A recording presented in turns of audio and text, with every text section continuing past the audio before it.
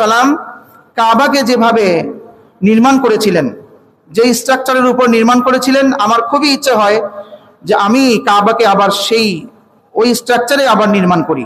কিভাবে? ওই যে রাউন্ডে, মানে হাতিম সহ, হাতিম যেন কাবার ভিতরে থাকে।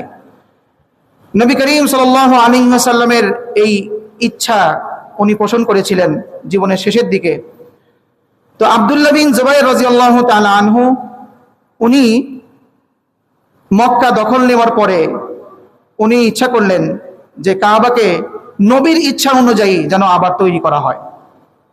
তো তখন তিনি কাবাকে ওই হাতিম সহ রাউন্ড করে আবার নির্মাণ করলেন। এবং নবীর ইচ্ছা এটাও ছিল যে তিনি বলছিলেন যে আমার ইচ্ছা হয় যে গেট একটা না করে দুটো করি, তাহলে সমস্ত মানুষ এক গেট দিয়ে ঢুকবে আর এক গেট দিয়ে বের হয়ে যাবে।